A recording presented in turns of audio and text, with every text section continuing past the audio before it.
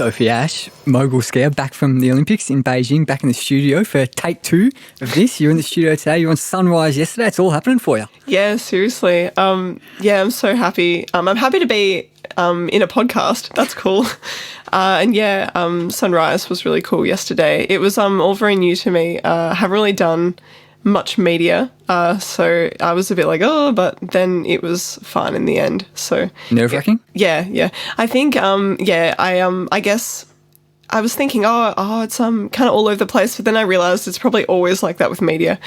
So I'm not used to that. So I was all over the place. How so? Just like organize, like trying to coordinate with the television and get, the earpieces in, you're listening to the people give you cues, and there's, kind of the broadcast over the top of that. So you're trying to hear them talking to you, and then there are people talking in the background. So you're trying to listen. It's like there's a lot going on. Yeah, right. But Beijing, we'll talk a bit about that now. We'll talk a bit about the end as well, because I want to talk some animation stuff in between. Yeah, but cool. Overall, how was Beijing? Did you enjoy your time there? Yeah, it was really cool. Obviously, you have a dream when you're younger, and you have like an expectation, I think, or like this crazy, grandiose vision. And it met all my expectations. Like everything I, thought it would be was, it was. And that's really awesome, because I feel like a lot of people who were there who'd been to previous Olympics told me that, this is, it's so different with COVID. And like a few people in the media and friends and family were like, how do you feel about it being in COVID? It's probably different to the normal Olympics, the normal Olympic experience. And I was like, I actually don't really mind. Like, I don't know what I'm missing, so it's like fine. So maybe that is something that kind of sucked, I suppose. But they did a really good job to give everyone the best experience, like all the officials and all the people involved. Like, I think they did a really, really good job, honestly, with what they had. Yeah. So awesome. And don't say it now, but is there a particular story that you're going to pass down to the future generations of Ash that we might talk about later in the show? You got one planned? I mean, there is the obvious, living in a pandemic, doing the Olympics in a pandemic, I guess. Yeah, I mean, it was very interesting in that sense.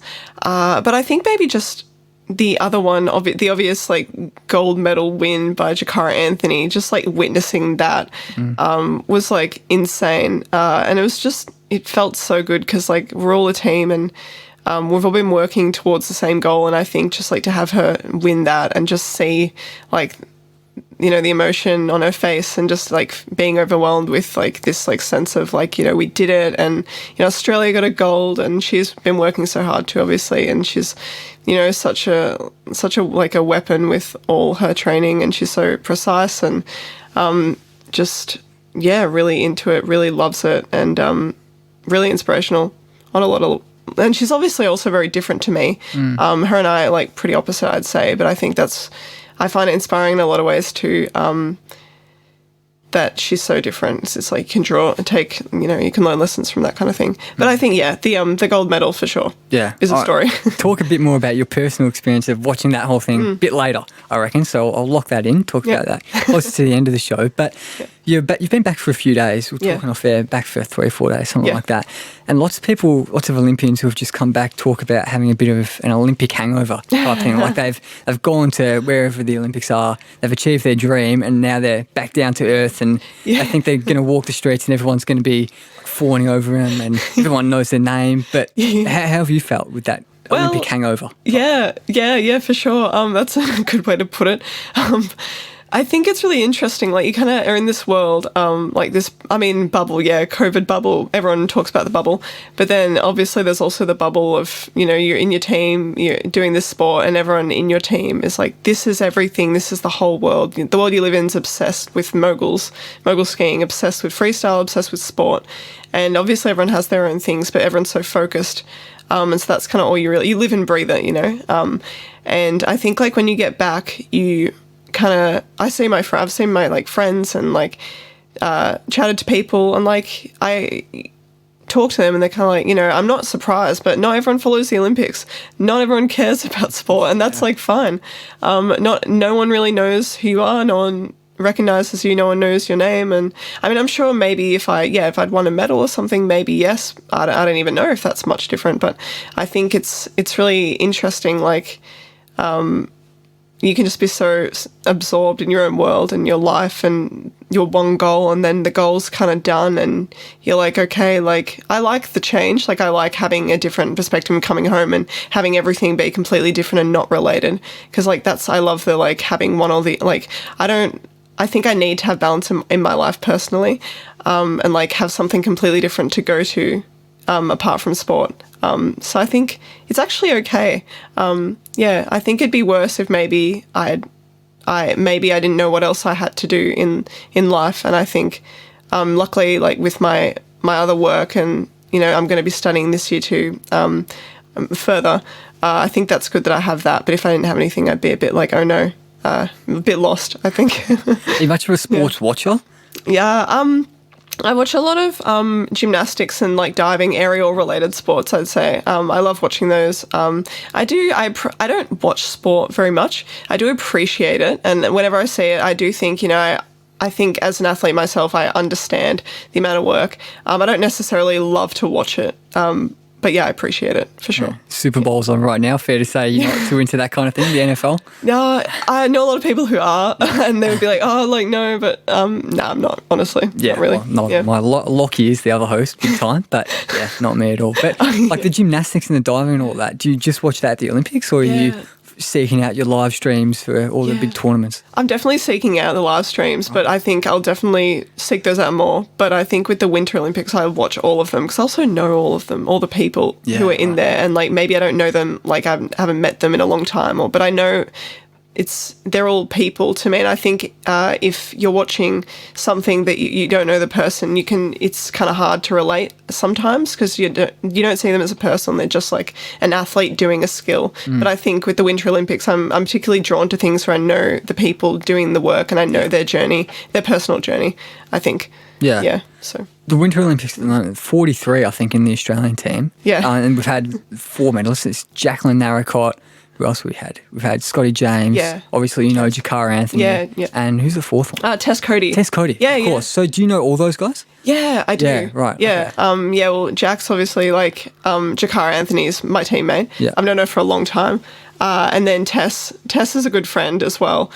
She's just awesome. She's so chill, but yeah, she's friends with everyone. And the other guys, like, I don't know as well, but we're all kind of like, you know, in the one team. And I think it's just like you've seen them train at, you know, maybe at Jindabyne at one point, or you've seen them at some event because you all go to events together and stuff like that for winter sport. And so we're just like, I guess, like a big kind of community. Yeah. Can you tell us a bit about Jindabyne? Yeah. People probably haven't heard of that place. Yeah. Well, it's actually, I think a horror movie is called Jindabyne too. Really?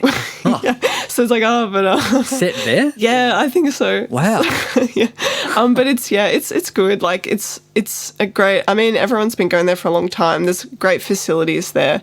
And there's an Olympic facility there recently. It's like been, I'm sorry, Jindabyne people, maybe who are listening, I don't know, but there is something I think has been built there too recently for like maybe for, I don't know, I'm sorry, I don't know, but something's been built there recently. Right. Okay. And that's really cool. But Jindabyne is very, you know, remote, but you can do a lot of activities, and you can bike ride, you can run, you can go to the Jindabyne Lake.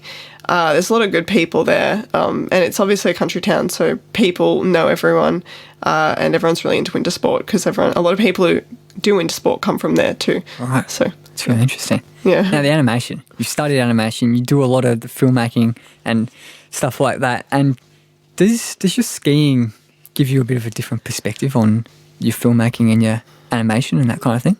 Yeah, I think I've always done both in my life. Like, I've been skiing for a long time, like since I was basically 2-year-old.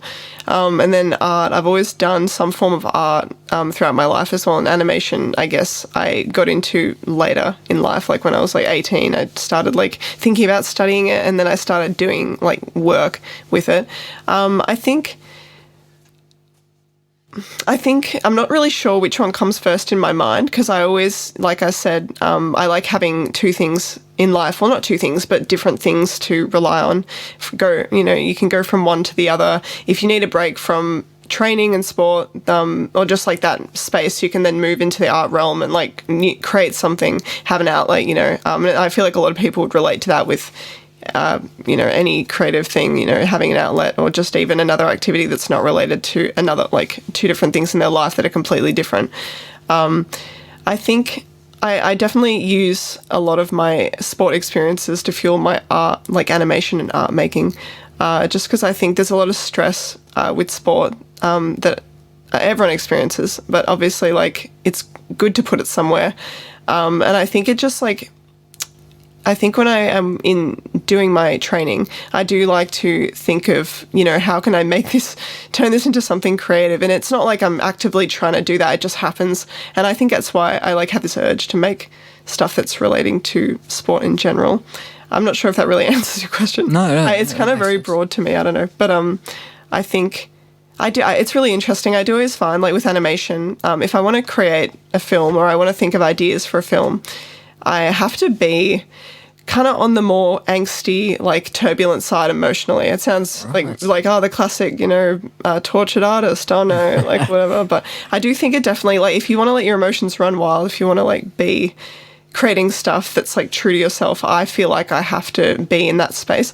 But I think with sport, it's like this, the whole time you're like conditioning yourself to not be turbulent. You want to be consistent mentally and physically. You always want to have the best training possible, so you don't want to be worrying about things or delving into like these deep, dark places all the time because it's exhausting. But then to create art, you want to be like that. So I find they actually collide like with each other. So I find I can't do art and I can't really do animation and do sport at the same time, especially in the training season. Like when we were doing competitions, I just couldn't bring myself to make anything because I was just trying to stay zen. You know what I mean? It's hard to explain. No, I get you. And you've written on your website, I think, sophash.com, if people want to check it out, about lots of your work being based on like the flow state you're in during your performance. So can you talk to me a bit about this flow state mentality? Yeah, well, I know I'm kind of obsessed with it. It's like this feeling of, you're doing something and you just can't stop, but you're not tired. You're like continuing through it, and I think I'm sure people can relate, but I actually don't know a lot about it. I know I read a lot about it previously, but I think you have to have a lot of experience before you can I think it's kind of like the same as when you're running or exercising. And obviously when you start running, you're like, oh, I'm so tired. But the more you do it, the better you get. And then you're able to like reach new heights with it. It's kind of like the same with a flow state. So like mentally, you're like, all right, I'm exhausted. I'm learning this new skill. Oh, like I'm tired. But the more you do, the better you get at it. And then you don't even have to think about it anymore. And then you're just kind of doing it. And that's like, I guess in my sport, I always strive for that feeling, because everything just comes naturally. Everything feels good. Everything's like, it's just like unbelievable. Like I feel like it's kind of like a high, it's addictive. And you always want that. Yeah. And you were speaking before as well about, lots of the work being based on like the emotional experiences that you've had, the ups and downs throughout your career, and maybe like the fear and the stress and all that kind of thing. Can you talk to me a bit about that as well? The emotional experiences that you've had throughout your career? Sure. Well, I know I always found it really hard to focus on training, I think. And I think I might have lost a bit of time with that, especially when I was younger. I never really wanted to fully commit to it, I'd say. Like, I love skiing, but I think I used to not enjoy being in a regimented environment, because naturally as an athlete you have to travel a lot and there's a schedule, and you have to do, obviously with the sport that I do, Mogul skiing, it's a skill-based sport, and it's very technical, so you have to do a lot of numbers on the skills you're training. And I just know, like, we do this thing throughout the year. We have a few training camps we do, where we do like maybe a camp on snow where you go up to a hill and you train ski runs, or there's water ramping, which is where I'm sure if anyone who knows much about aerials also do water ramping too, and moguls as well. But you go off a ramp and you do lots of jumps, and you just like get the jumps right, and then you go on into snow a pool. Into a pool. There's one up at Queensland that's just been built, which is really cool. But I know you have to be doing the same thing over and over again. I always had a lot of trouble with that. I always had trouble focusing on the one thing I always wanted to go other places. I always wanted to explore things more on the abstract mental side and not the physical side. And I think over time I got better at that, but I think that was a huge hurdle for me. And I had a lot of problems with people who were coaching me, and also I think just like my peers, like they, I think it was just really hard for them to kind of understand that point of view of mine. And also as a kid, you know, obviously you don't, I think obviously it's just not, everyone believes that one person should be an athlete. I think that one personality is favoured. People who like repetition, who like structure, who are, you know, cutthroat, disciplined about their training. And I think a lot of people also succeed and don't have that personality. And I think I always thought that maybe, like I wrote this, I think I didn't write this, but I in one of the news articles I did, like for the Victorian College of the Arts, I did like an interview with them a while ago, and I mentioned this too, but I just, one size doesn't fit all. And I think for a long time I struggled with that, and that's what I think created a lot of turbulence. But I've accepted that now. And I think even the aerial skier, Laura Peel, she's she's like world champion, and she talks about, you know, how she's a kind of quiet soul, and I find that to be really inspirational. And I think a lot of meeting more athletes and exposing myself to more media where athletes aren't just one type of person, I think help that turbulence a lot. And I'm accepting it now that I'm a lot older. I like have my own way of doing things. Right. So yeah. Does that mean that because the creative world and the sporting world, from an outside perspective, it seems like chalk and cheese. Yeah. You've got like the regimented sporting world, everything, got to get this right, repetition, but the creative, it's obviously do your own thing. Yeah. All that, that's how you get the best ideas. So did you find yourself trying to just completely flip who you were, like, and your personality at the start, because you're in these two different worlds? Yeah, for sure. I think I always valued that kind of creative approach where you like, just see what happens, let things happen naturally. Sit around and do nothing, but, you know, think about things in a conceptual way. Obviously, that doesn't help with sport. You have to be hitting your marks. When you're in a training session, you have to say, okay, I'm going to do this, and this. I have to do this very specific thing, tick a box. And I think it became easier over time, but it definitely didn't work together initially. Okay. Yeah. And how did you make it work together? I think I had a few, like I had a coach. I remember in I don't even remember when it was. It was a few years ago. I was kicked off the national team. They did like it was like post Olympics, post Pyeongchang. I know they removed quite a lot of us off the team, and I was off. I was with another coach, and we were working to get me back on the team. And I got back on the team, obviously, and I'm fine now.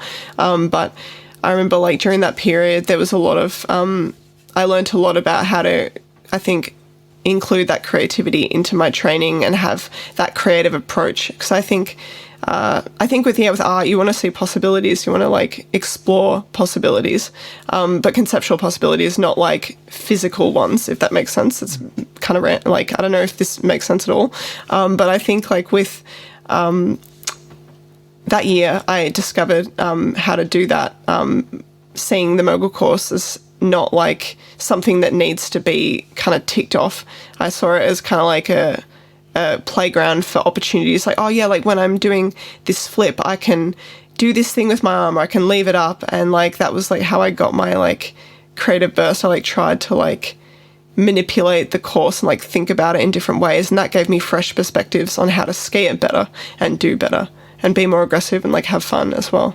If that makes sense. Yeah, totally. And just going back to what you were saying at the start there, being kicked off the team just after Pyeongchang, so that's maybe 3 years ago, something like that. Yeah. And now you're just back from the Olympics. That's incredible. Yeah. How did you deal with being kicked off the team, and what was that whole experience like? Because what were you then, 21, 22, something like that? Yeah, I actually can't even remember how long it was because the whole thing blurs into one. Yeah. But I just know I wasn't really doing very well that year. Like I think a lot of people struggle with mental health. You know, obviously, like athletes. You know, it's like And there's stuff around that, I suppose. But I was struggling, like, I think in general, with a lot of, because I tried to go to Pyeongchang.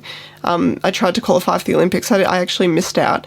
And I was kind of a bit existential about it. I was like, I'm not really sure if I was questioning whether or not I wanted to do it. And I think from that, I kind of wasted a lot of energy. And so I didn't do very well in the competitions. And I think my overall attitude wasn't very good. And so then when I got off the team, I kind of had to like reevaluate everything, and I had to make a decision about whether or not I wanted to keep going or not.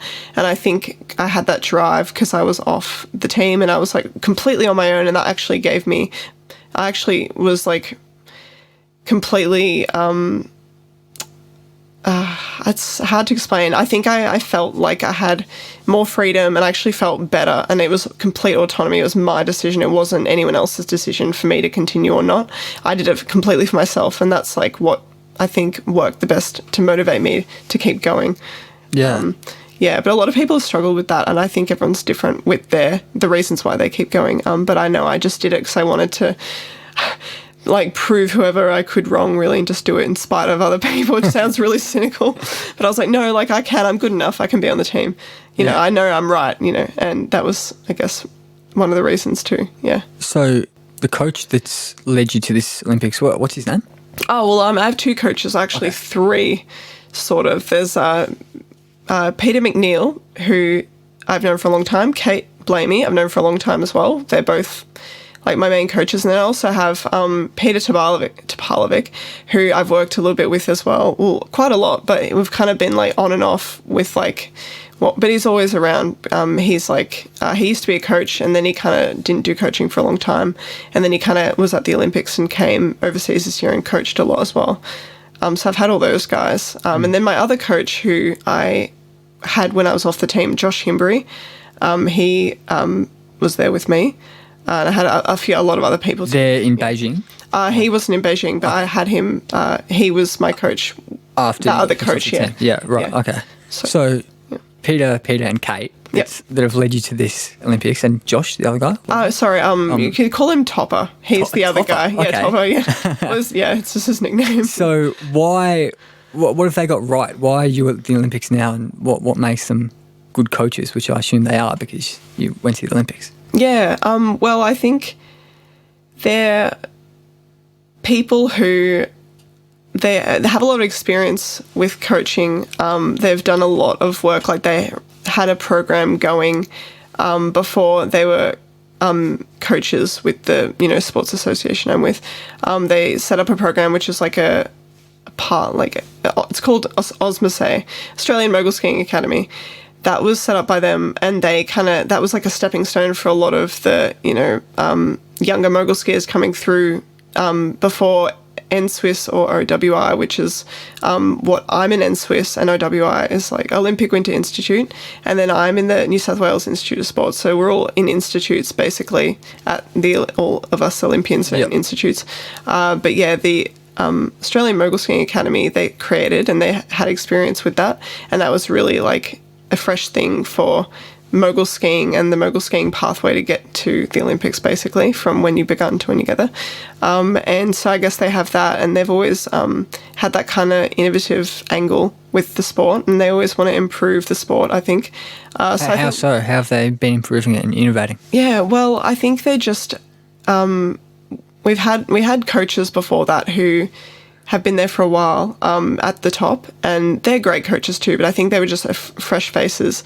Well, not fresh faces, but they both kind of came from, I know Pete did accounting, which is very random, but he kind of had that, and then he has this thing with like, he's very precise, and it's very like technically he hones in on things and like tries to think of a technical way that to solve the problem.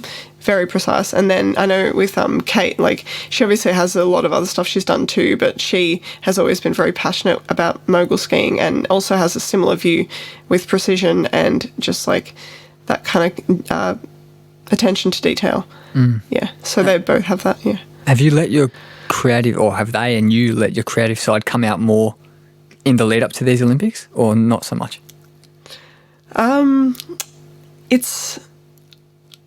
I think it's hard to say with them. I think sometimes we butt heads a bit with that kind of thing. I know they've always supported my creativity, but I think it can be a bit, obviously, the characteristics of an, angsty teenager, which I was, especially when I was like, oh, I'm not sure what I'm doing.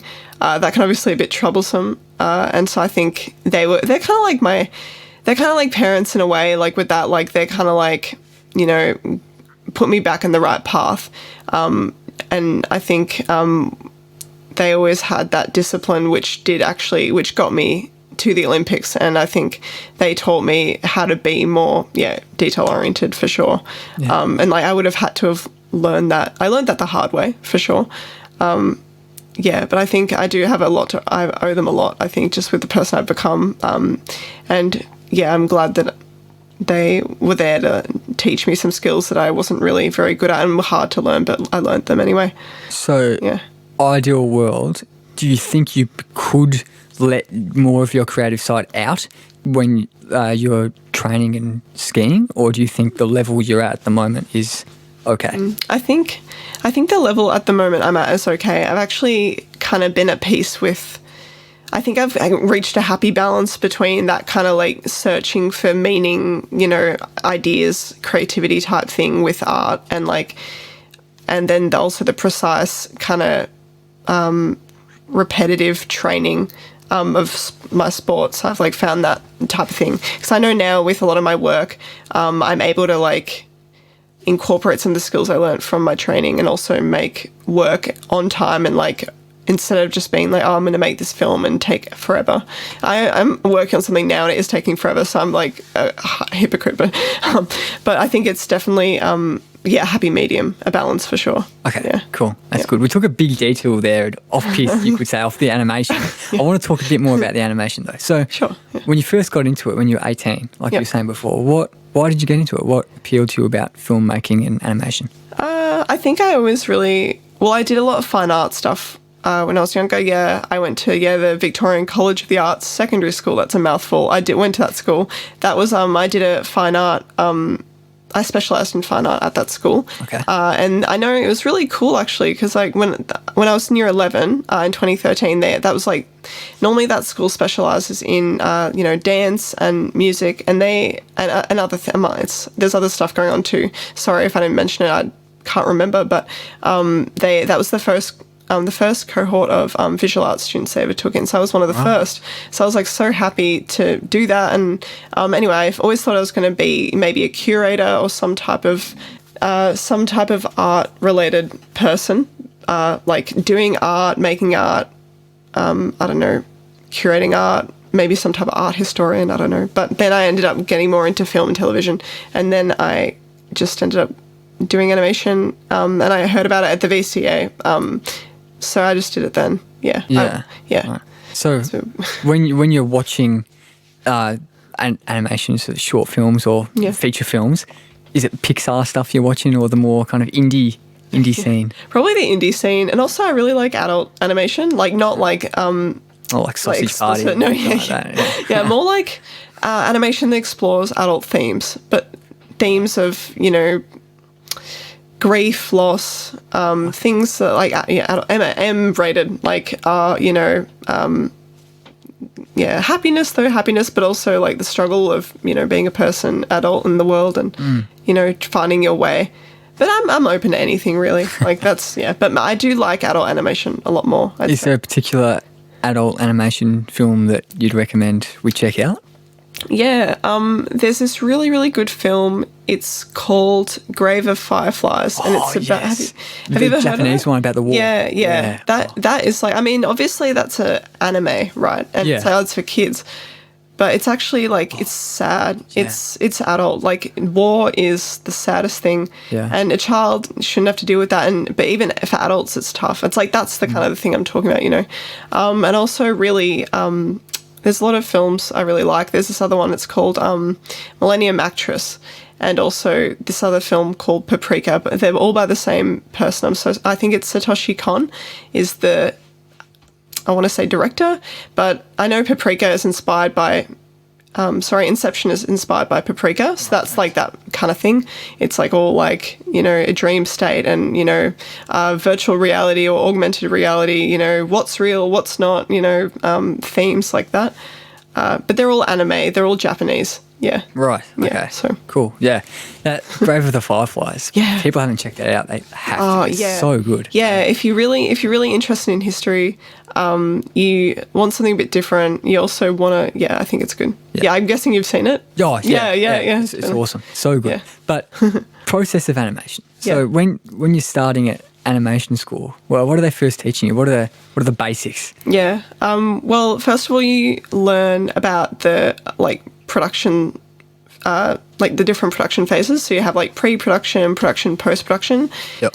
You learn about, you know, how to storyboard a film out. So I'm not sure if you know what storyboarding is, but where you have, you know, you draw out the film and then you add the, you know, the timing. So you have the scenes and how long the scenes go for and stuff like that.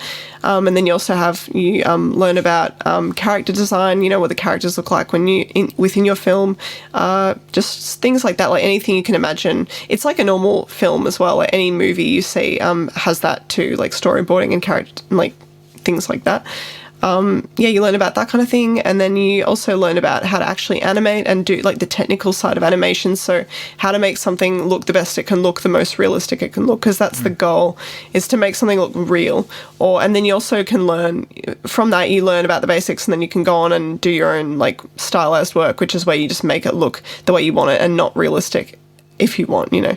And then post-production, where you like edit and you learn to collaborate with other people. You learn about musicians and maybe like voice actors who act in your film. You learn about all the legal stuff, like, you know, how to not get sued if you use images from Google, or like how to, you know, things like that, or like you can only use like 10 seconds of, you know, footage from XYZ or things like that, or like signing agreements to things and like rights and like copyright and stuff like that. Yeah. And that's kind of the basis. And then you also just learn like how to think in a creative way and like how to change your, I guess, the way of thinking to think of, you know, this random plant in the studio here right now could be a house for this thing here, and that's the story. And, you know, like this guitar, like I want to play a song and I'm going to make an animation to that, and let's make a film and then have all that going. So cool. It's just stuff like that, you know, like. And are you typically hand drawing this, or using a computer program, or a bit of both? Yeah, a lot of people do it on the computer, I think, but there's a lot of ways you can do it. You can do like, there's a bunch of different resources at the Victorian College of the Arts where I was, and people hand draw, people like do like stop motion, which is like, you know, Wallace and Gromit, clay, claymation, like 2D, which is what I do, which is where you just draw on the computer, or you can draw on paper. Right. 3D, where it's like computer generated, like Avatar, that kind of thing. So you're doing 2D on the computer? Yeah, that's right. Yeah. Okay. Yeah, cool. And Startgate. Yeah. It's won all these international awards. Absolutely awesome. It's only 2 minutes long though. Yeah? Yeah. How long did it take to put that together, start to finish? It took me a whole year to make that. Yeah. Wow. Okay. How much time are you spending on it? Like every day or every week? Yeah. I know. Well, I know in pre-production, I know the first half of the year was all pre-production, so you do all the storyboarding, get all the specific elements of the film to be right, get all the, you know, you book all the stuff in, so you get, your composer, you lock that in early, so you can like then have that work with the production itself. Just things like that. So that took the first half of the year. And then I was also training at the same time. I was like flat out, but like I know in the second half of the year, I guess 6 months it took me to actually do all the practical work. And then I just made a schedule. You normally make it like a production schedule, and that like you follow that. So you probably would animate, but it, you know, maybe an hour's worth of work. You'd only do, I don't know, 10 like 1 second or less. So it's, you know, you're doing like 24 frames per second is what animation is in Australia. Yeah. So if you, what is that, quick maths, I don't know, 24, that's 24 drawings for 1 second. So you have to do the same drawing over and over again. And you have like this slow movement. And but normally you have a whole team to do all that stuff, and you have different people doing different things, but obviously because it's a student production, you only have one person doing it, and you don't have to pay people. Yeah. Necessarily. I know some people do. Yeah. But Is it stressful? Yeah, it is. Just because it's so time consuming. Yeah. Like, it's a lot of time. I do like it though, but it's very time consuming. Yeah, right. Yeah. Startgate. Can you tell us a bit about it? It's skiing related. Yeah. Yeah, that's right. It's based on my experiences at the Freestyle World Championships in Utah in 2019. And that year I kind of that was the year I wasn't really sure what I was doing. It was like after the Olympics. And I think that event really I opened my eye. Sorry, what am I saying? I kind of realized I wanted to keep going then.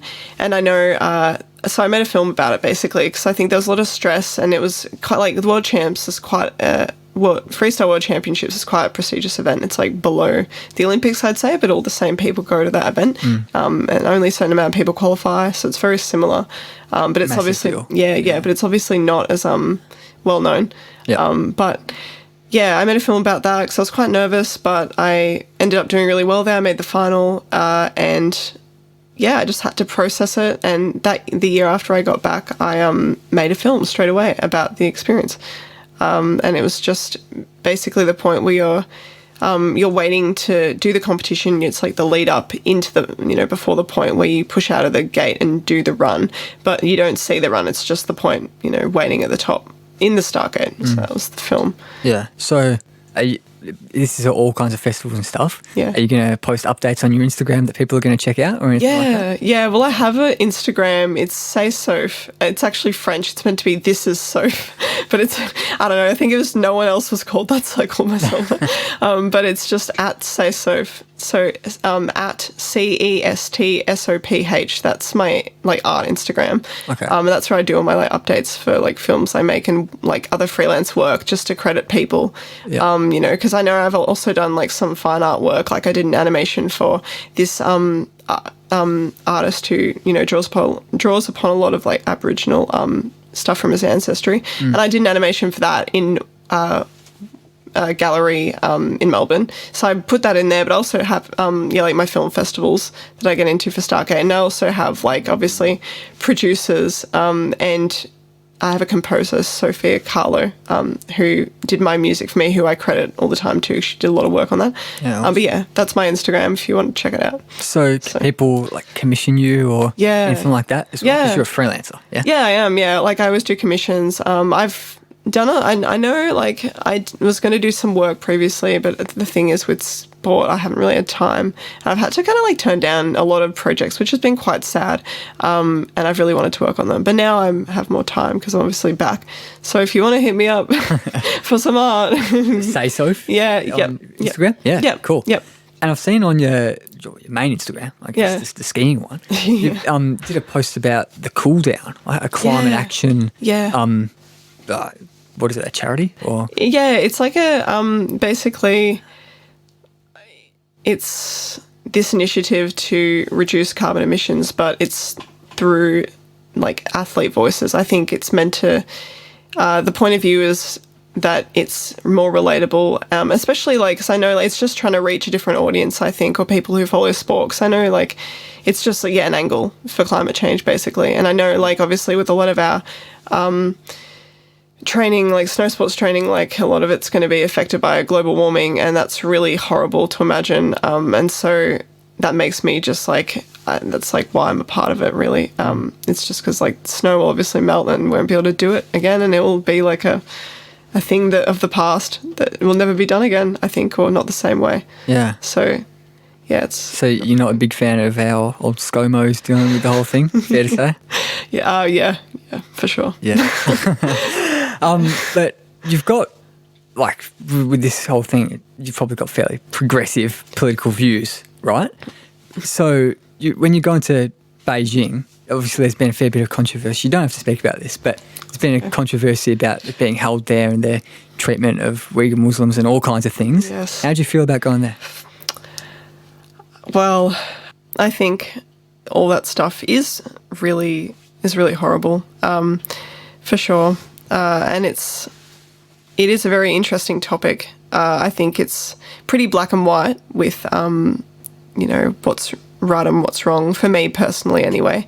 But I think the Olympics the whole point of the Olympics is to bring people together, and you're meant to like work towards a shared goal, and you're meant to put aside all that kind of political stuff while you're doing that goal. So I guess in saying that, it's very single-minded for sure, and it's very, I dare say self-absorbed.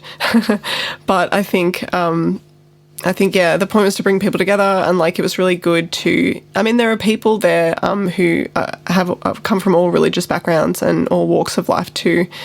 At the games, and I think you still compete against them. You still share, a meal with them in the dining hall, even though there's like COVID stuff everywhere and you can't actually talk to people. But you can. It's still the principle of like everyone's having the same experience, and I'm sure there are lots of people who I've come across who have opposite views to me about certain humanitarian issues and so on, things like that. And I think it's just something you have to put aside for this particular event. But I definitely have that, my views around that are, I share those with those other people that you mention, for sure. Right. Yeah, but that's a tough one for sure. Yeah. Yeah. but it's. I think for the Olympics, you gotta push it aside for a week, and then you have to do what you can at the right time. Yeah, mate. Totally makes sense. Yeah. And thanks for answering that. Yeah, that's right. Tricky issue to cover. Yeah, but for sure. Look, again, you don't have to answer this one, but with your fairly progressive political views, do you reckon there's any views that you don't share with like your typical progressive person? I mean, I think I do have one thing to say. Not particularly radical or progressive, but I do realise winter sport is filled with wealthy people, and you do have a lot of money to do the sport. You need a lot of money. You need a lot of support from people around you to be able to do it. And I think it's all well and good to be a winter sport athlete, but there's a lot of reasons why I've been able to do it.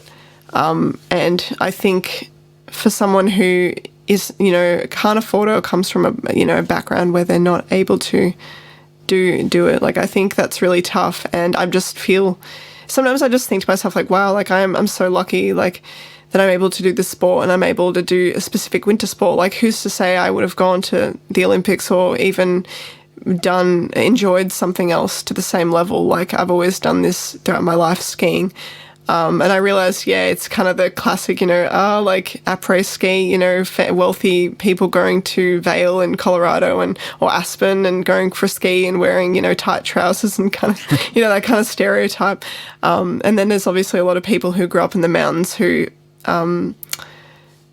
always had that like exposure, and they're also in a different boat altogether. But anyway, I guess the point I want to make is I think I'm so lucky, and I do realize how lucky I am, and I think that's why I want to succeed to make the most of my opportunities. Because obviously I'm talking about all my art and all this angst and all this stuff like that, and deciding what, which one I want to do. And, like it was, a choice. I had a choice, but some people don't have a choice. They have to do.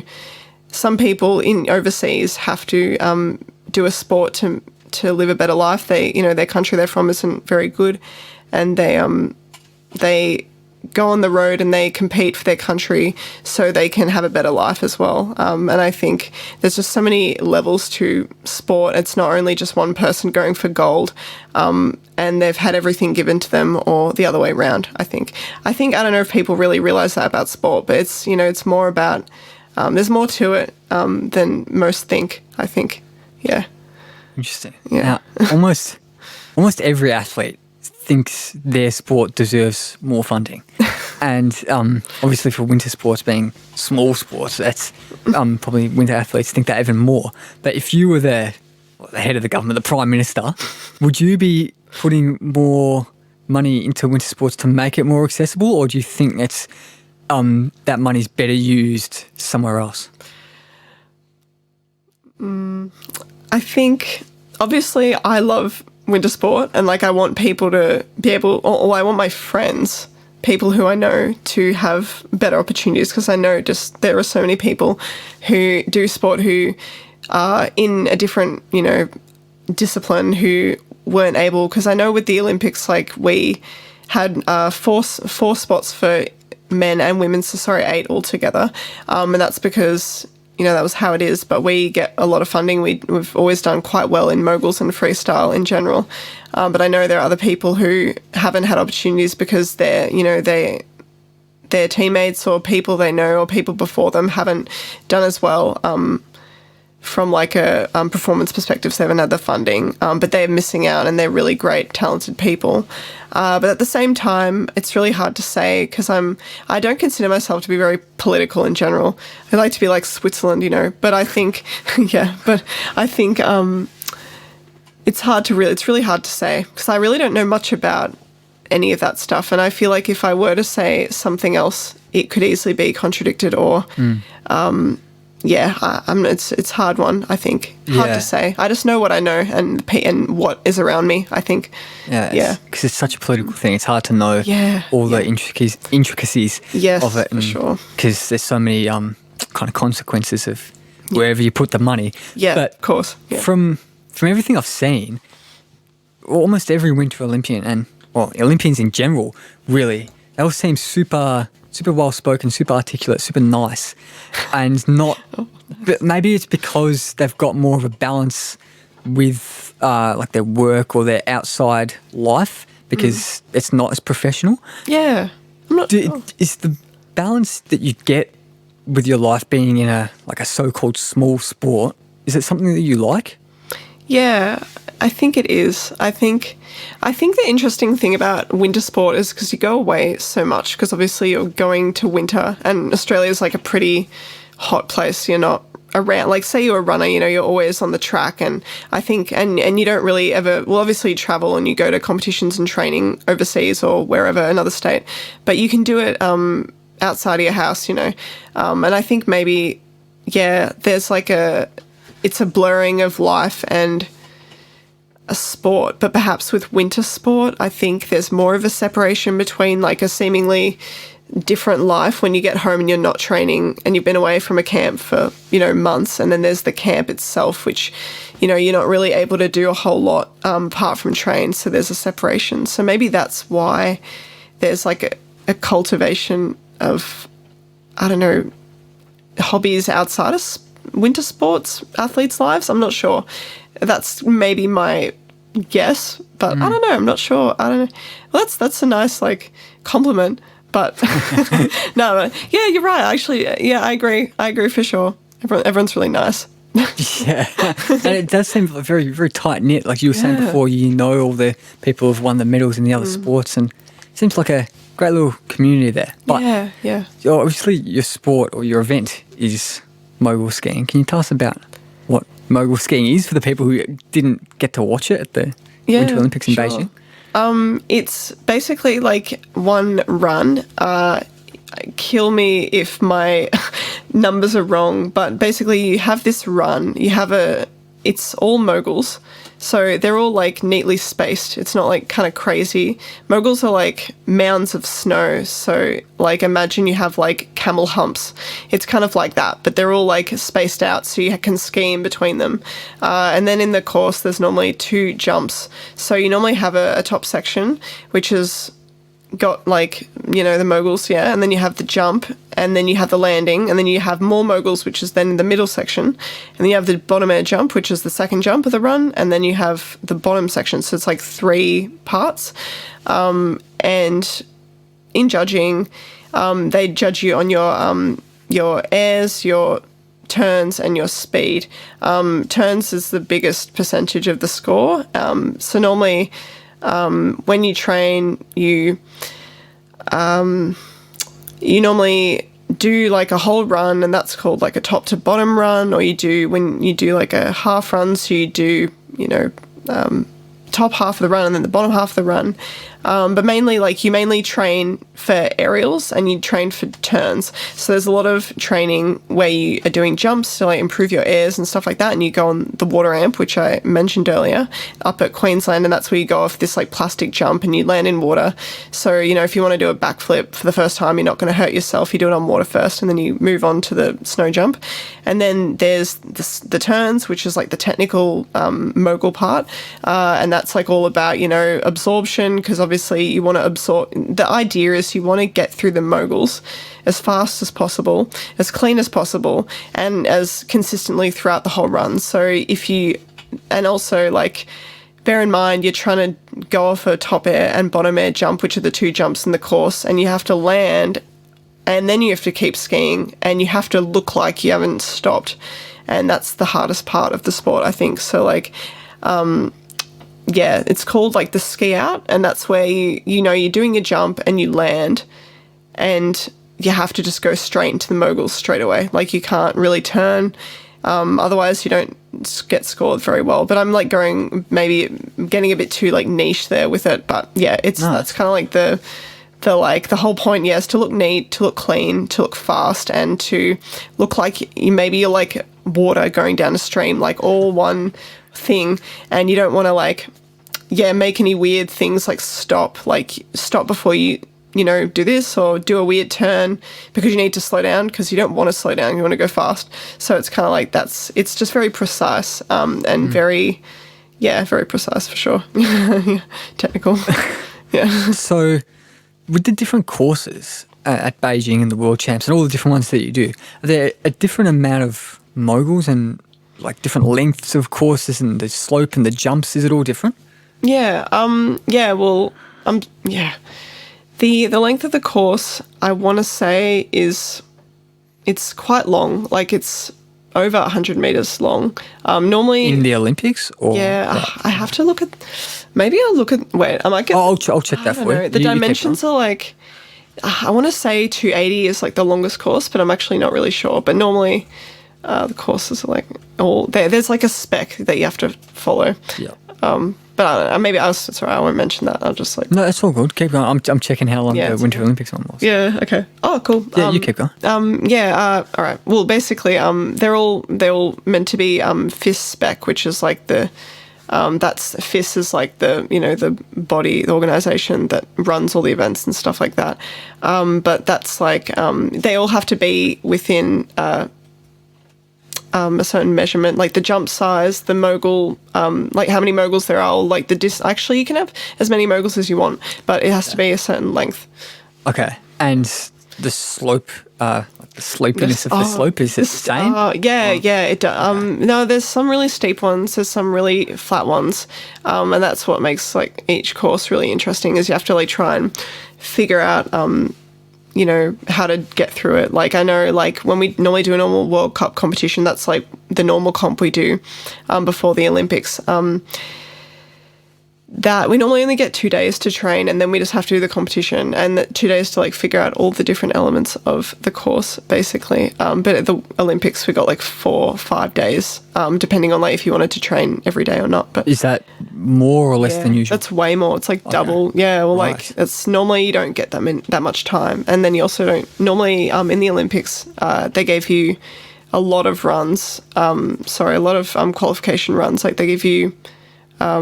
Normally you only have one qualification, one final, and one super final. And in the Olympics, they had, like, 2 qualification runs, and then I think it was 3 finals or 3. Yeah, it's, like, a lot. Like, not, and you're like, oh, you don't know, but, like, it's weird because it's not normal. Like, normally we don't have that many runs going on. So, yeah, it's. Yeah, that makes sense. I couldn't find the exact length of the mogul course in Beijing, but yeah, I'm guessing it's probably not too dissimilar to usual. But did the course in Beijing suit your style? Yeah, it did, for sure. I think the moguls were quite far apart, I thought, for me anyway. Some people say no, but luckily when we were in Finland before the Olympics on a training camp, and they tried to make the course there similar to the Olympic one, so we could, like, practice this, like, the certain spacing. Yeah, the course was like good. The snow was good, and I think I really liked, because there's normally a part where there's the last Mogul, and then there's the jump, and the lead into the jump, it was quite a big space, I thought. So that worked really well for me. I liked that quite a lot. But it was a pretty good course, like pretty well-built course, obviously, because it's an Olympic course, because sometimes the building can be kind of weird because it's not, it's obviously like the place hasn't got the best people building the course. So they do have good people, but they're just they're not like trying to make the best course ever, because it's not like the most prestigious competition ever kind of thing. Yeah. Yeah. So you got to the final in Beijing. Yeah. Yeah. Why did you get to the final? What makes you set apart from the people who didn't get to the final?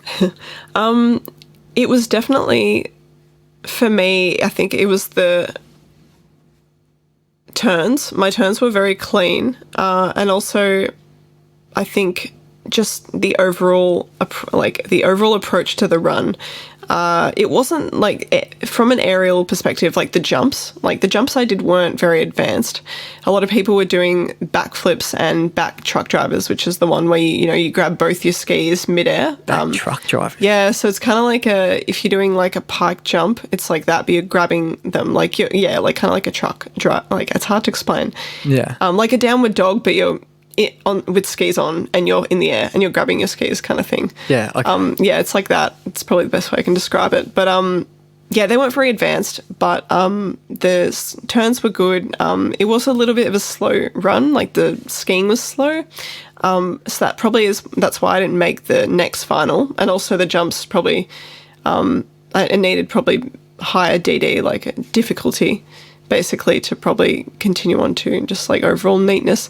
But it was pretty neat. It was pretty, they were pretty good runs for me, I thought. I was really happy with how I did in those runs, considering just the situation and how crazy it was, Yeah, final is an amazing achievement. Even getting to the Olympics, incredible, considering what happened like in the whole lead up to it. But all the flips and stuff, the sport with that, it's just freestyle skiing, the umbrella term, right? Yep. So your sister Gabby does aerial skiing, which is a subcategory of freestyle skiing as well. So if I put you in a position to do aerial skiing, would you know what you're doing at all, or are you just completely fish out of water?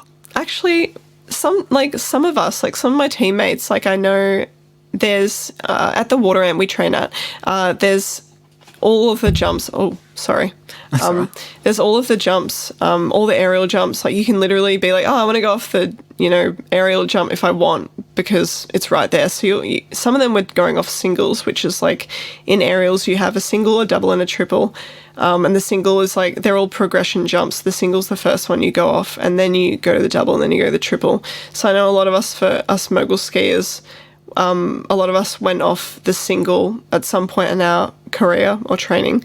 So that's kind of like the stepping stone for the double. So like, I think a lot of us probably could go off the double. I think people have gone off the double. And technically it's pretty similar. Like I know with Mogul skiing, the aerial component of like twisting, like I know, like I'm not sure if you know much about it, but I know like with specific like on-axis twisting skills where you're like doing a backflip and then you're twisting, you're not doing some sideways thing.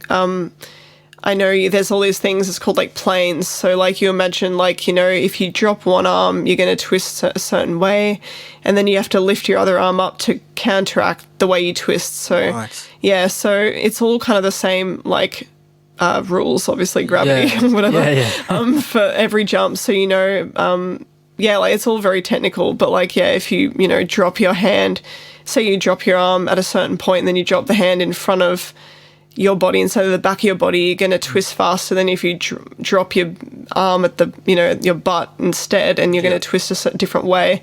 And then when you, we call it an untilt, where you lift your other arm up to, straighten yourself back up. Because obviously the more you twist, the more off axis you're going to become just based on your body and like gravity or whatever. So then you have to untilt it to then re-land straight, basically. But in aerials, it's all this, it's all the same. I reckon you'd be able to do it. You'd be able to do it if you wanted. You could, for sure. It'd just be kind of crazy, and there are people who have gone from one to the other. That was a good explanation. Before. Yeah, it's it was random. Very good I hope you haven't blown too many people's minds out there. Sounds very tricky, but You've got all your other types of freestyle skiing, and I mean skiing in general, like alpine skiing, ski racing, all that kind of thing. Yeah. Why did you do mogul skiing?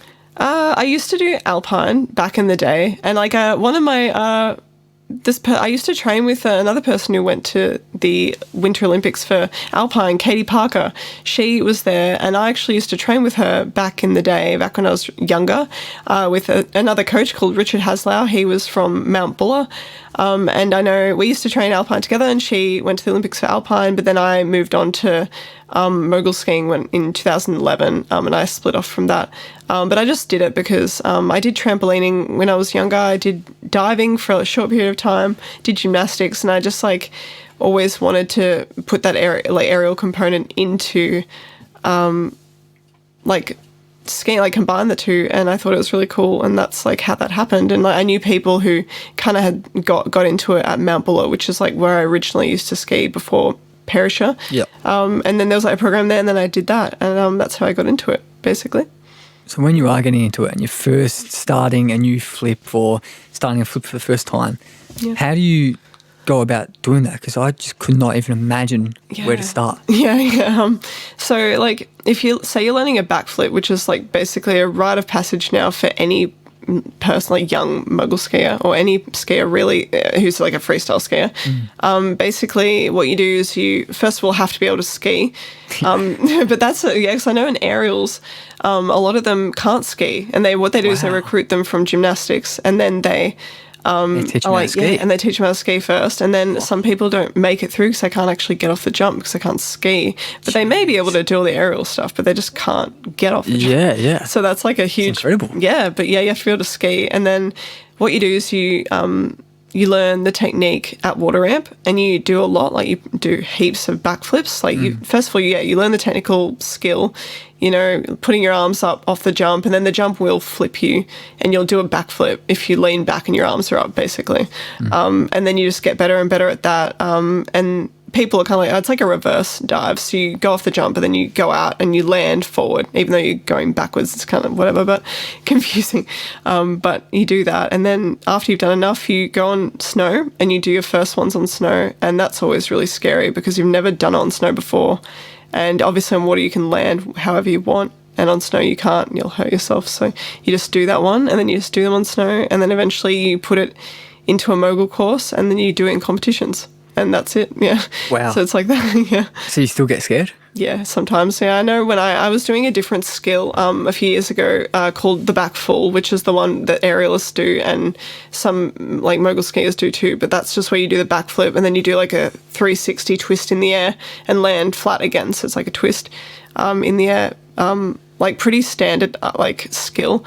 But I used to get nervous every time I did that. And I think 'cause it's so technical, and also there's a lot of stuff you have to remember for it too, especially coming in, like when you're coming into the jump itself and leaving the jump, you have to make sure you're doing all the right things, otherwise you can get really just mess yourself up a bit. So Have you had serious injuries in your time? No, not really. Luckily, sorry, what am I saying? Yes, I have a back injury at the moment. I remember last year I did a few discs, like back discs, and then I kind of, and that was like over a long period of time. And then you went to the Olympics with that back injury. Yeah, well, and made the final. It's kind of like, it was weird because it kind of like comes and go, like it would go away, and then I kind of like had this other thing going on just from like, I don't know, like I think when you lose a lot of muscle and you're not exercising, other things come out because you're weak, and then it was just like a thing you have to manage.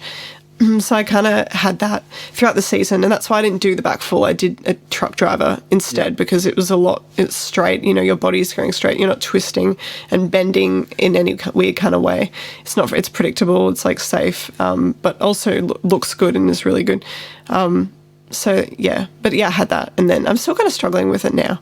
But a lot of people on my team have that injury. A lot of people have struggled with that. Actually, probably every single person on my team's had that at some point, and are still dealing with it today. And a lot of people have hurt their knees, like done their ACL and MCL, and are like coming back from that. And I know a teammate of mine, actually, Taylor O'Neill, she's had a lot of injuries, and she's had like both her knees. She's done both her knees. And she was at the Olympics, and she had to do the competition, and she'd hurt her knee and she just couldn't do it. And it was really, really sad. But also it was really inspirational for her. And I think it just goes to show, you know, like, you can work so hard, and she's really talented, and she, you know, qualified and everything, but it's just sometimes stuff happens. And, you know, I think people think that maybe we don't have any injuries, but everyone has injuries and no one talks about it. And it's just like a normal thing. And if you think if your body's off, well, that's actually normal. And like, yeah, like I'm 25 and my back is like 40 years old, probably. Honestly, like, yeah, like, so, but anyway, but yeah. Yeah. So is the knees the biggest one, do you think? Probably knees and backs. Okay. Yeah, for sure. And then a lot of people get, back injury, impact back injuries. Yeah. The knees. People break bones, but that's just from crashing. It's not. Yeah. So the injuries are more from the actual skiing than rather than like the impact of the crashing. Yeah, overuse injuries, a lot of overuse injuries, just from years of impact and landing, because you land the jumps and you're just always jumping and landing, and they're from, you go quite high. How high? I think it's probably like 1 meter or 2 meters in the air, and it's not that bad, but then it's like over a period of time, you're just doing that, and then you're also skiing on this hard bumps, and you're trying to get over them all the time, and you're like bending. Yeah. And then obviously all the strength and conditioning work you do, you want to be really strong, but you can also overdo that too. So yeah. Have you had bad crashes in your time? I actually haven't, luckily. I've never really had any really bad crashes.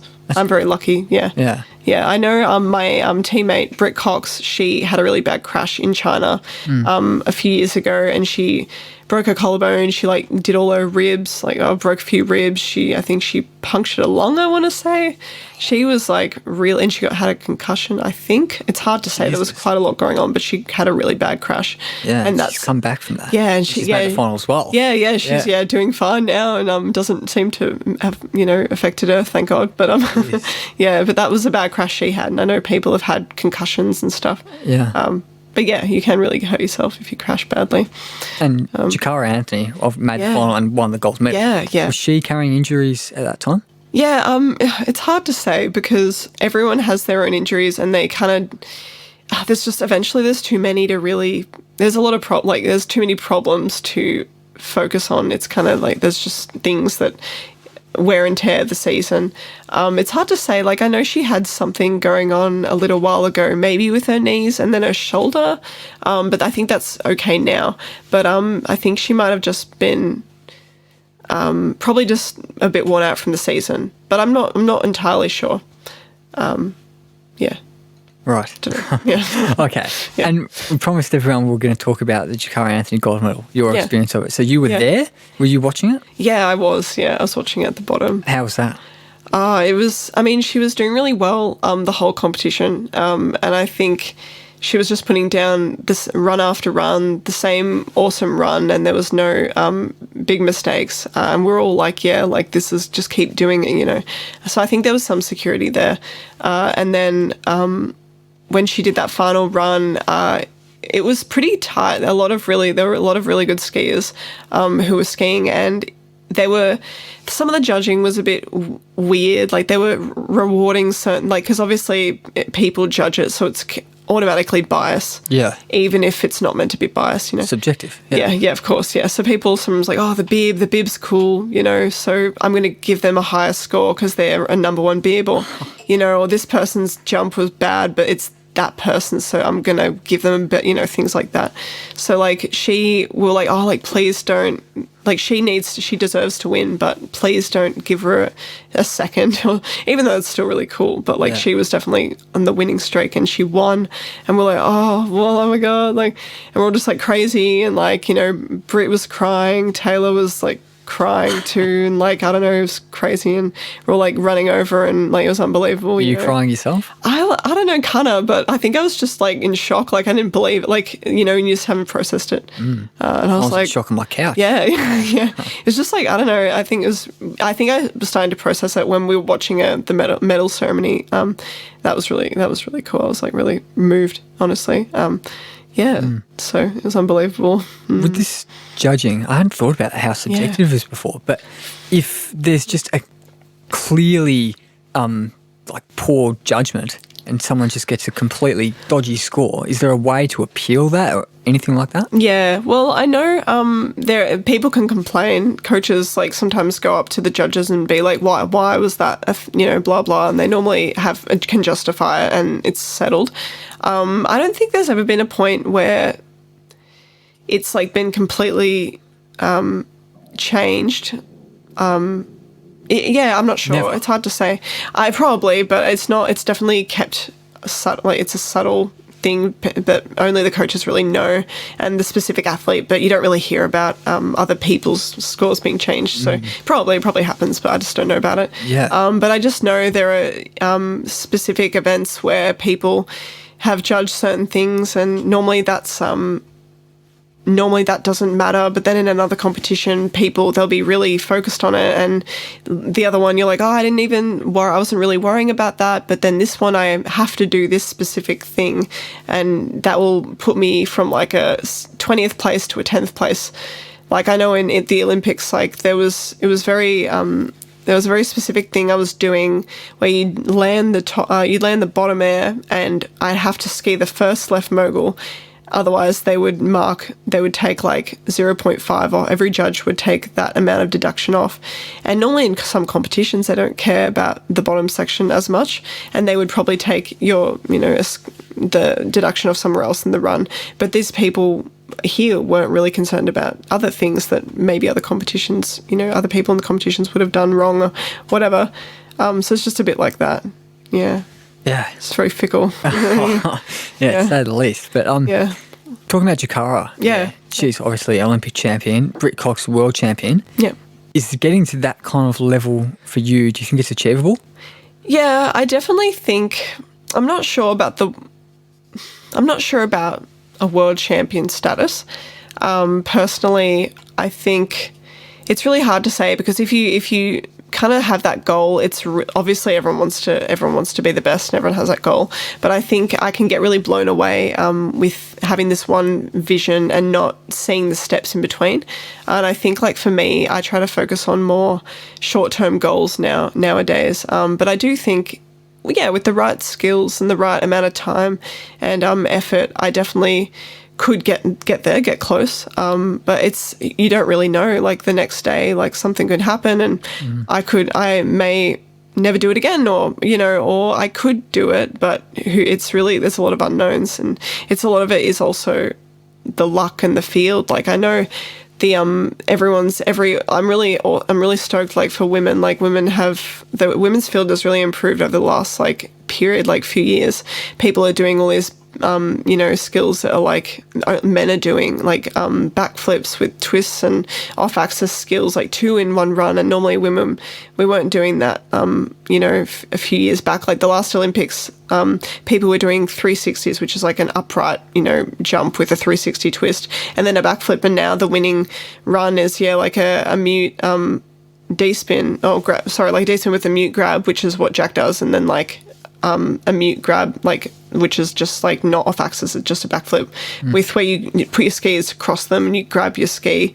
But that stuff that's only new. Yeah. And people are doing, it's really changed. And I know the run, it's really interesting. The run I did at this event would have probably won maybe 2 Olympics ago. Because it's people weren't grabbing back then. People the levels just wasn't so. Yeah, it's progressing really fast, and obviously that run, it's really weird. Yeah, it's not weird. It makes sense, but it's kind of surreal if you think about it. Yeah, because it's all about timing and how things are progressing. Yeah, so astonishing. Yeah, but knowing you finished 16th in the Olympic final, how does that make you feel? I feel it's kind of weird. It hasn't really sunk in. I feel really good about it. I think it's weird because to me, I was just trying to make it another competition. And I think I know I did the best I could.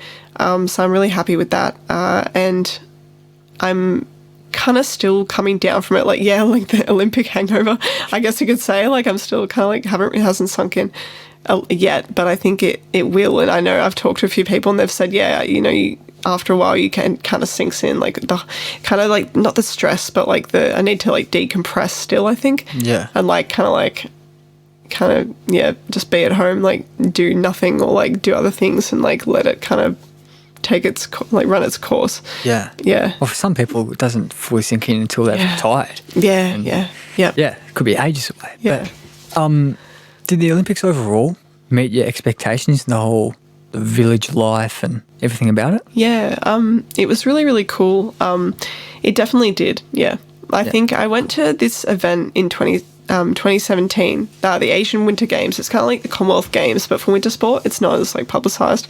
But I went there and I kind of experienced that there already. And I think that was maybe like my first time I'd ever like had that kind of village Olympic experience. But I know here it was very similar.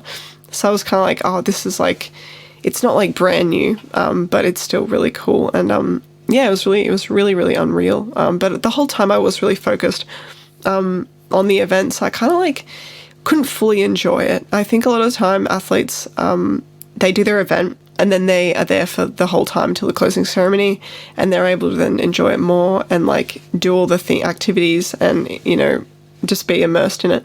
Whereas I was kind of like a bit like, okay, like, I'm not going to go outside. I can't get COVID, obviously. I don't want to be too tired. I want to rest up. And then we just like, we left straight away. So I think that maybe there definitely could have been more there, but there's nothing that can be done now, I suppose, about it. But very, very quickly, you mentioned the Asian Winter Games there. I saw competing in dual Moguls. So can you just briefly tell us what dual Moguls is? Yeah, dual Moguls is in a lot of World Cups have those, that event, sorry. It's basically two people going down the course at once. So normally in a course you have, 4 lines, three or four lines. So that's like you stand at the top of the course and you can like go down, you know, these lines and you can choose which ones work for you. When you're doing course inspection, which is before the official training, before the competition, you do the course inspection. You're like, oh, this Mogul's really good. But like this, I turn left, so I'm going to go in this line. But anyway, in dual Moguls, either you choose or they choose for you, depends who's better. So then you're like going down, you're racing someone, you're basically doing basic skills, like you're not doing the highest level of difficulty you normally do in a singles event. Whoever gets first wins.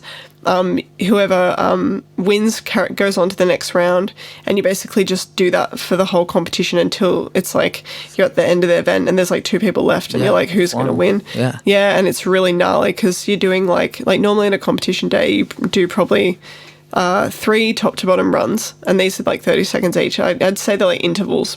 You call them intervals, and then like 2, like maybe 3 competition runs, and then I don't know, maybe like you're doing 7 or 8 runs a day in a competition day if you're doing the full day. Whereas in duels, if you want to go the top, like get to the very top, you have to literally duel everybody, like so many people. So you're probably doing like, if you're winning, you're probably skiing about I don't know, like 10, like 15 runs, which is crazy for Moguls. Yeah. And it's like the amount of mental concentration, the amount of physical work involved in that. Like you have to be on for the whole time and you have to be pushing it every single run.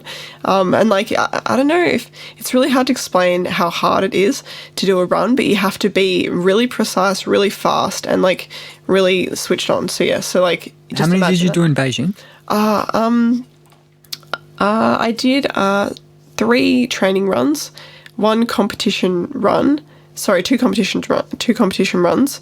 But it was split out. It was over like a long period of time. So so I guess like not quite as intense. Yeah. So yeah, it was not quite as intense. So I probably in a day I'd probably do like 4 or 5. I guess 6 runs. What was that? It was like 3 training runs, 1 qualification run. And then we did 1 run in the finals training, and then finals run. I don't know, I guess that would have been like 6 or 7, probably give or take 1 in training. Yeah. Okay. I don't know, but something like that's that. still quite a lot. Gotcha. Yeah, definitely. Yeah, so Olympics overall, people were told to get, like, advised to get burner phones and stuff like that. And obviously there's this looming threat of COVID the whole time because there's zero COVID approach to things. How was that being in the village with all that weirdness? Yeah. It did make me a bit paranoid. I know with the burner phone stuff, we all got VPNs, just because because even we use WhatsApp for like group chats, and just to like communicate like schedules and stuff to each other.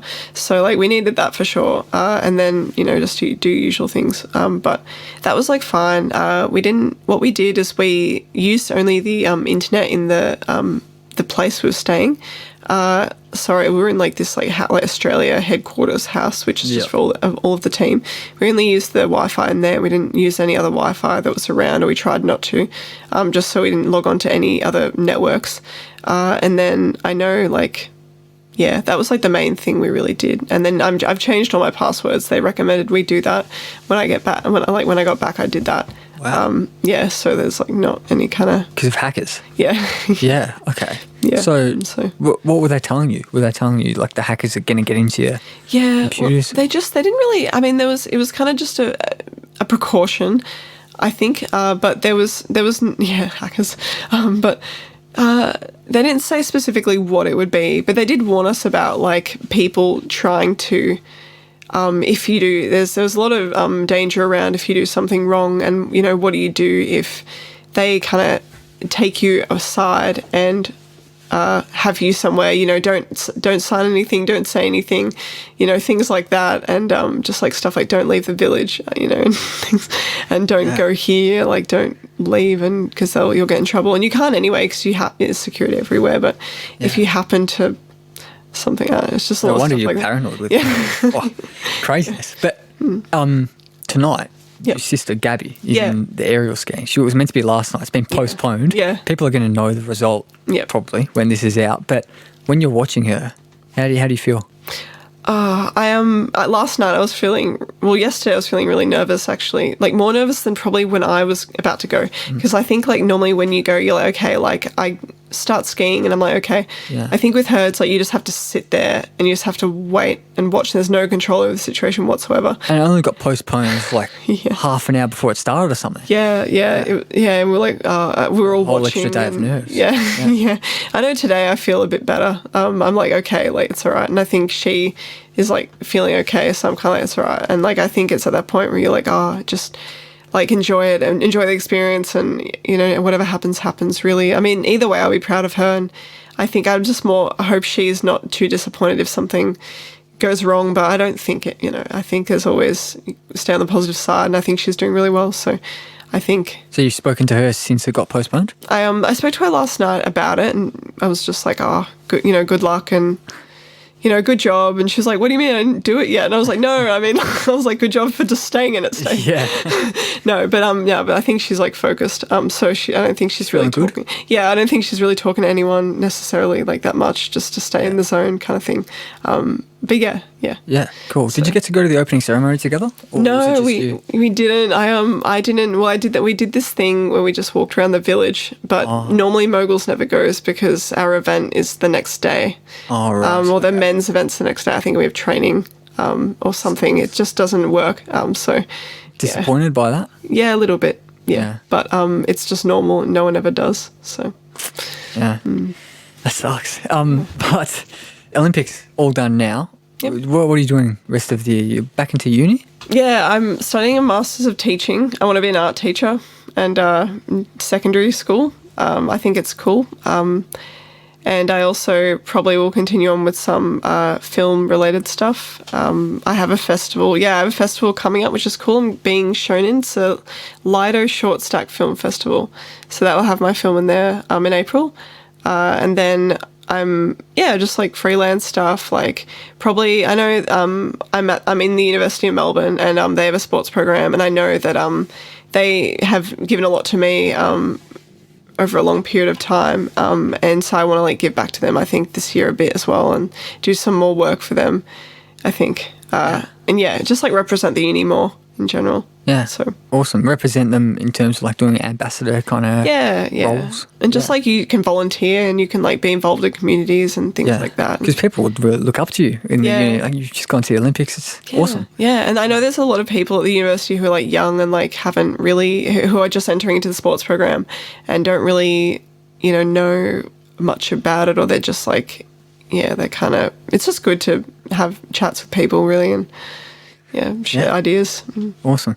I've got one question that we asked to everyone before we do our kind of last segment bit, but this is the last question, Sophie. Do you have a life philosophy, like a quote or anything like that you kind of let guide your decisions in life? I mean, it's a bit morbid, but not morbid, but I think I get a lot of closure in. There's a quote by that an author, Albert Camus. He does a lot of existential writing. Yeah, like, philosophy. Yeah, philosophy.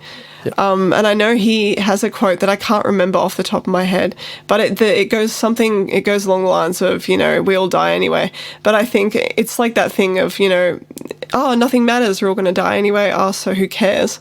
But I think for me it's more like, it's not actually about wasting things and being like, whatever, I don't care about anything.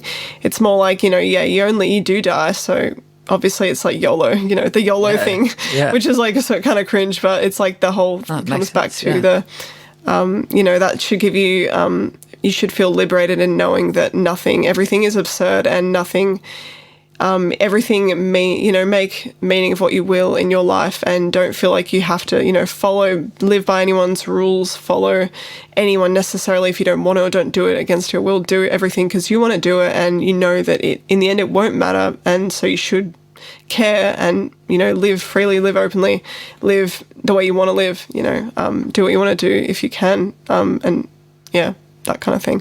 Awesome. Absolutely love that. I said that was the last question. We've got the final segment that I was talking about before, but first, I think we should probably stretch our legs a bit because we've been going for over 100 minutes. So what I'm going to do, I'm going to play a little snippet of the pocket profile we did together for everyone listening, and we'll take a little break, we'll stretch our legs, and we'll be back in a sec. Yeah, sure.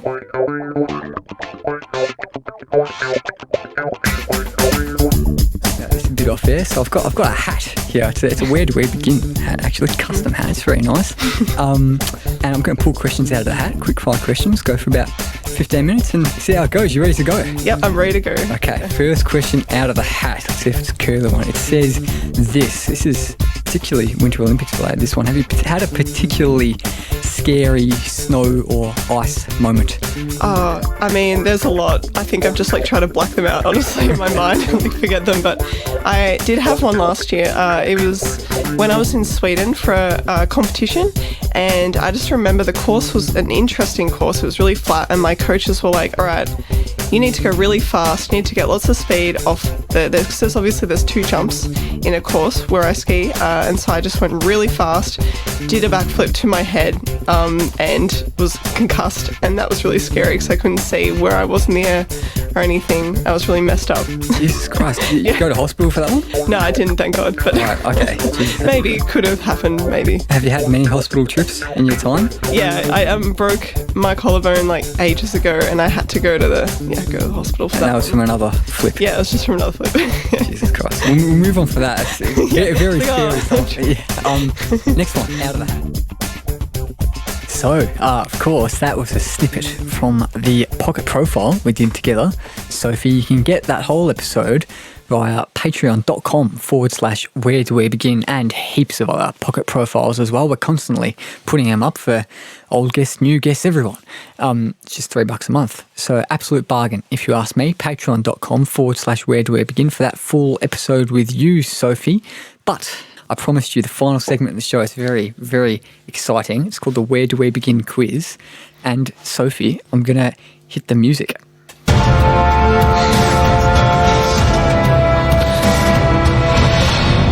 So, Where Do We Begin quiz. It's a very, very competitive quiz scene we've got here. Usually, pit Lockie against the guest, but obviously he's not here, hasn't been here for most of the Winter Olympic episodes. So what we've done this quiz with all the Winter Olympian guests.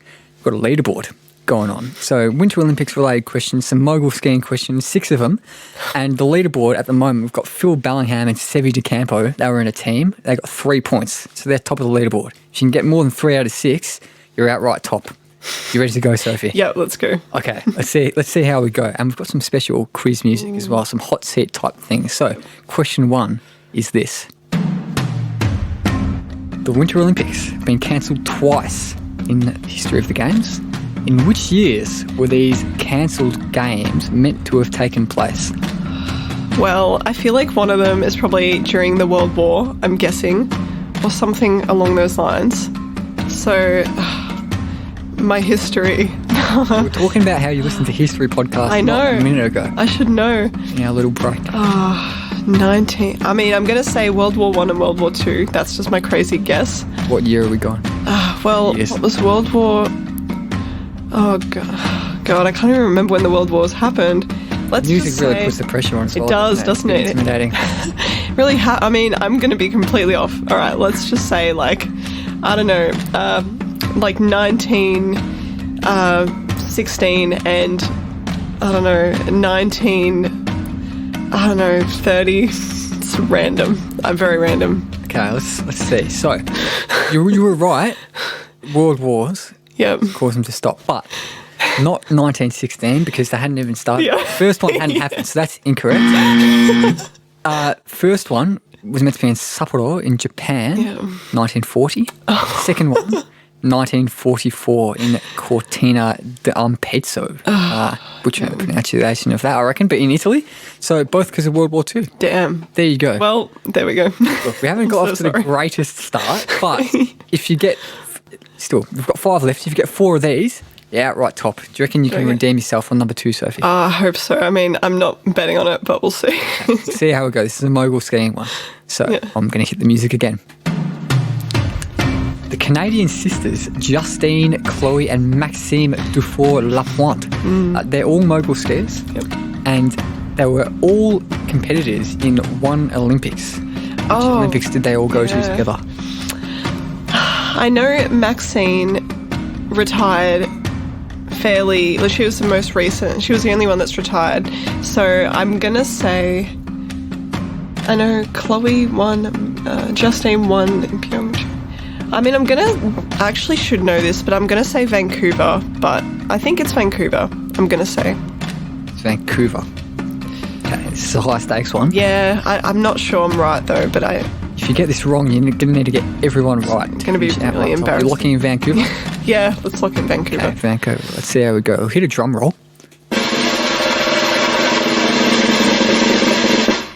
So at this Olympics, Maxime finished 12th, Chloe finished 2nd, and Justine finished 1st. Yep. Sochi. Oh. 14, so you're incorrect. Damn it. Sophie. Sochi. But still in with a shot here. Even if you get 3, you're equal top with Sevi and Phil. Yep. So let's see how we go. On question number 3. Here we go. Which woman won Australia's first ever medal in a non-team event at the Winter Olympic Games?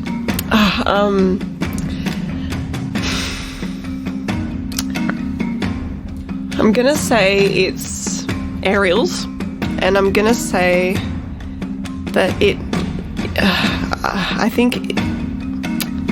So I'll tell you, 1994 in the Lillehammer, that was the first Australian medal, but it was a team. It was Stephen Bradbury, Kieran Hansen, Andrew Murtha and Richard Nizielski. They won in the 5,000 metre speed skating relay. Yeah. But then after that, it was the first individual. Yes, yeah.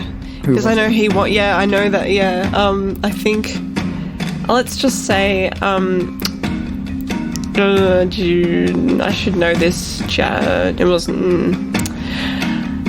I think it was an aerialist, but I can't remember who it was. I'm so sorry, people. Do you want to have a shot at a name? Make up a name. I feel like I just think of Jackie Cooper / Alyssa Camplin, but I don't know. I'm surely there was someone before them, and my mind is lost somewhere. But I'm going to say one of those just to be bad. Let's just say Jackie Cooper.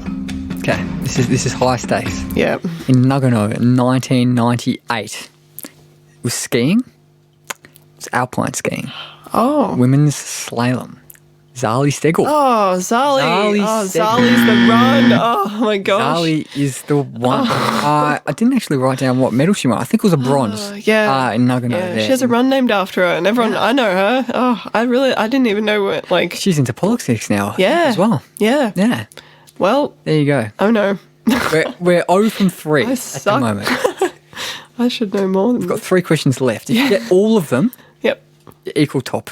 If you get none of them, you're outright bottom. If you get one, you're lose. equal bottom with Mule and Schulter. So let's see if you can get 2 at least. Yeah. We're hoping for 2. Yeah. And I'll hit the music for question 4. Yeah. Which was the last Winter Olympics, Sophie, where Australia won no freestyle skiing medals? I mean, I want to say...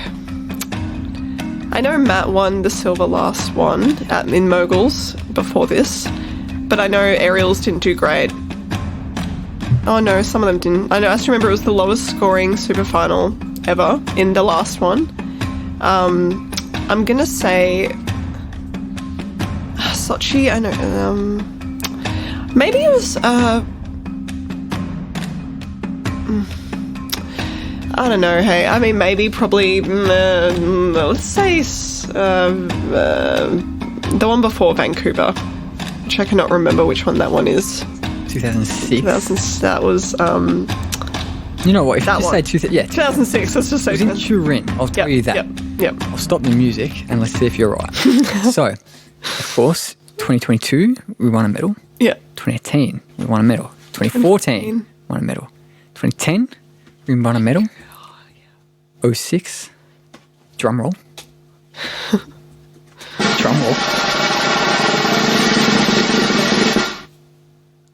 We won 2 medals. Oh yeah. 2006 in freestyle skiing. Dale Beatty yeah. Oh, and of course. Alyssa Camplin both won medals. And then No. Alyssa Camplin in 2002 won a gold. Yep. So last time we won no medals in freestyle skiing, 1998. Oh wow. Nagano. Well, There you good go. because I don't want to know when we didn't win him. Yeah, exactly. You're Good. just an optimist, aren't you? Yep. Look, you'll need to be optimist to get anything Yeah. good out of this quiz because we're 0 from 4 at the moment. Yeah. Okay. If we get these last 2 right, you've staved off the horrors of finishing bottom. Yeah. We move to question 5. Let's see how you go on this one. And these last 2 questions are both related to Beijing 2022. Okay, I should know these. Modern day. Let's see if we can get this. Let's see how we go. Here we go. Yep. Question 5. Which country, Sophie, sent the most athletes to Beijing 2022? I'm gonna say China. Well, China had a huge turnout in their team on the opening ceremony. So I'm going to say China, just because that looked like they had a lot of people. Gonna say China. But I feel like Australia's up there. But China, let's just say China. You know what? I might get the little leaderboard to see, well, not leaderboard, to see where Australia was. Yeah. Go. Okay, Sophie, you said China. Well, Australia, they were equal 22nd most represented. Sent 44. I thought it was 43, but it says 44 here. Sent 44 athletes according to this. China, they sent 173 athletes. Yep. So another drum ball. You can never have enough drum balls. Let's see how it goes. China sent 173. The United States of America, 224 athletes. I should have known. Canada and the ROC both sent 200 plus as well. So China, 4th most athletes, despite it being home games. Yeah. We're 0 from 5. Haven't got on the board yet. Do you reckon we can do it with this last one? I hope so, honestly. It's 2022 related and it's Mogul Skating. Oh, I should. Yeah, I'll know this for sure. Okay, let's hope it's let's not go. too hard. I might give you a little bit of a prod towards the right direction if you're not looking good on this one. But let's see how we go on question 6. Yeah. So there were 8 countries represented in the women's moguls final at Beijing 2022 Olympics. If you name 6 of them, I'll give you the point. Okay. Japan, Russia, America, Canada, Australia. Was this the final, did you say? Final. Just the final.